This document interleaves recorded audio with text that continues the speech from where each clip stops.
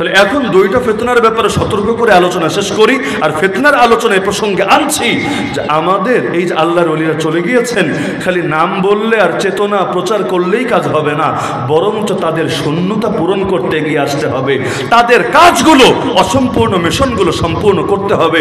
না হলে জাহাজ যদি ফুটো হয়, তাহলে যারা ফুটো করেছে খালি তারা ডোবে না, ফুটো যখন হবে, পানি যখন ঢুকবে, যারা ফুটো করেছে ওরাও মরবে, সাধারণ যাত্রীরাও মরবে, নাবিকও বাঁচবে না, ওকেও ডুবতে হবে। একদল ফিতনাবাজ উম্মার জাহাজকে ফুটো করে দিয়েছে, পানি আর পানি ঢুকছে। এগুলো মেরামত করতে জানতো যে বুজুর্গরা, একে একে কবরে চলে যাচ্ছে, বসে থাকার সুযোগ নাই, নতুন করে এসে ফুটো বন্ধ করার হাল ধরতে হবে, না হলে আমারও মরতে হবে, আপনারও মরতে হবে। কি ফিতনা? দুইটা ফিতনার ব্যাপারে আমি সতর্ক করি এবং খুব ভালো করে মাথায় গেঁথে রাখেন।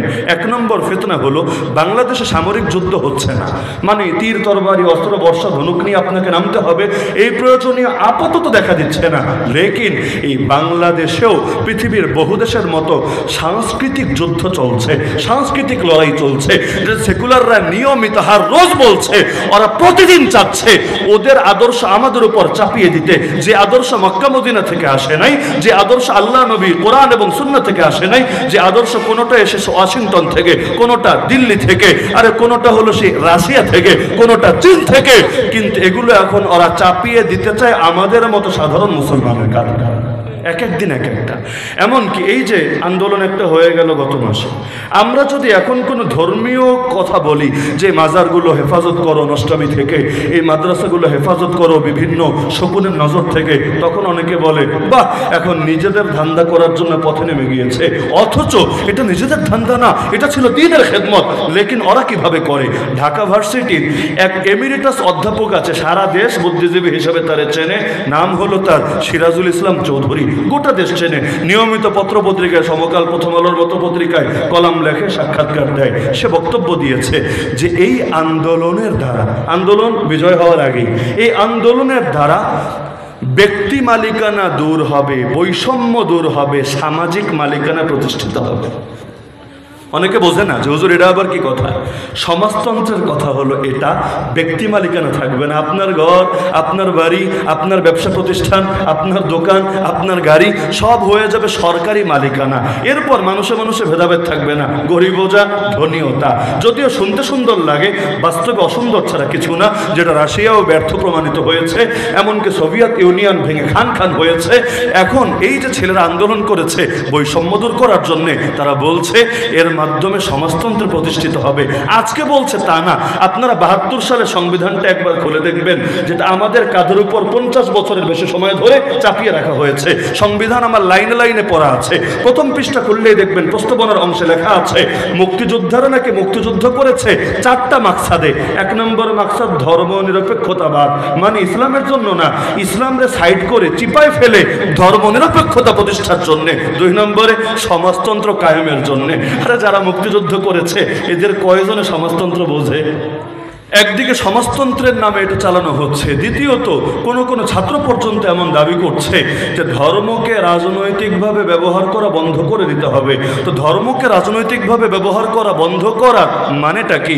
এক একজন এক একভাবে ব্যাখ্যা করার চেষ্টা করে, অথচ ওরা যে অ্যাঙ্গেল থেকে বলে পুরোটাকে সামনে রাখলে অর্থ এটাই দাঁড়ায় রাজনীতির মধ্যে ধর্ম টানা যাবে না। তো রাজনীতিতে যদি ধর্ম না টানা যায়, এটাই যদি আন্দোলনের দাবি হয়ে থাকে, আন্দোলনের সময় ধর্ম টানা হলো কোন যুক্তিতে?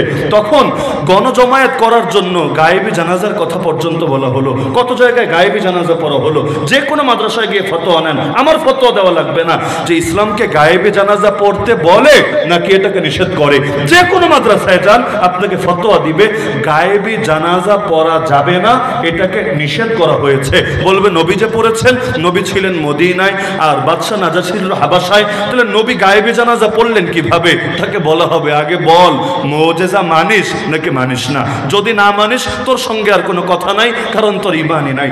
যদি মুজিজা মানিস, যে কোনো ইতিহাসের কিতাব, সিরাতের কিতাব খুলে দেখ যে আল্লাহ নবী ছিলেন মদিনায়, নাজাশী ছিল হাবাসায়, কথা সহি। কিন্তু নবীর মুজিজা হিসাবে আল্লাহ মাঝখানের পুরো রাস্তাকেই সরিয়ে দিয়েছিলেন।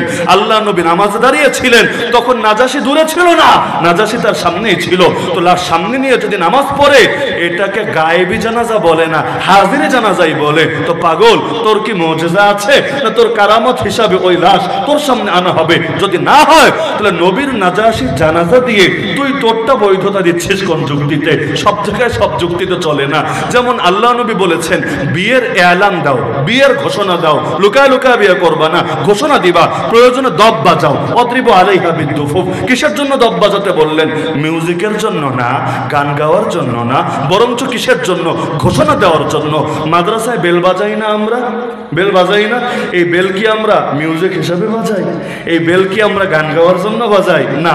এই বেলের টানে কারো গান আসবেও না। উপরন্তু পাগলা ঘন্টা যদি বাজানো শুরু করে, যার ভেতরে গান ছিল ওর গানও আর সামনে আসবে না, ডাউনলোড ফেল্ড হয়ে যাবে, ওর মুখটা এমনি তখন হ্যাং মারবে, এই অবস্থা। তাহলে আল্লাহ নবীর জামানায় এলান দেওয়ার জন্য দব ব্যবহার হতো। বাজারে গিয়ে দব বাজালে সব এসে হাজির হতো। কিরে কি ঘোষণা? বলতো বাদশাহ বলেছে আগামীকাল এটা হবে, বাদশাহ বলেছে আগামী সপ্তাহে এটা হবে। আল্লাহ নবী দব বাজাতে বলেছেন বিয়ের ঘোষণা দেওয়ার জন্য, মিউজিকের জন্য না। কিন্তু আজকাল গজলের সঙ্গে সঙ্গে পর্যন্ত দব বাজায়, দব বাজায়, বলে মাযহাবে জায়েজ আছে। আরে কে বলেছে মাযহাবে জায়েজ আছে? তুই বুঝলি, মুফতি সাহেবরা বুঝলো না, দারুল ইফতাগুলোতে বুঝলো না, বাংলাদেশে এত হাজার হাজার কওমি মাদ্রাসা এরা বুঝলো না, এত এত মসজিদ তারা বুঝলো না, আর তুই মাওলানাও পাস করিস নাই, তুই বুঝে উল্টে ফেললি। এখন কাওয়ালির নামে, নাতে রাসূলের নামে দব বাজায়। ভাবটা এমন আল্লাহর নবীর খুব উপকার করছে, অথচ বেয়াদব যেই নবী দুনিয়াতে এসেছে বাদ্যযন্ত্র ভাঙার জন্য, ওই নবীর নামের সঙ্গে বাদ্যযন্ত্র মিশিয়ে নবীর শানে বেয়াদবি করছে। আল্লাহ নবী কোথাও মিউজিক শুনলে কানে আঙ্গুল দিয়ে দিতেন যাতে মিউজিক কানে না আসে। আর এখন কিনা সেই নবীর নাম রে মিউজিক দিয়ে দিয়ে প্রচার করা হচ্ছে। এটারে এশকে রাসূল বলে না, এটাকে নবীর নামে ভণ্ডামি বলে।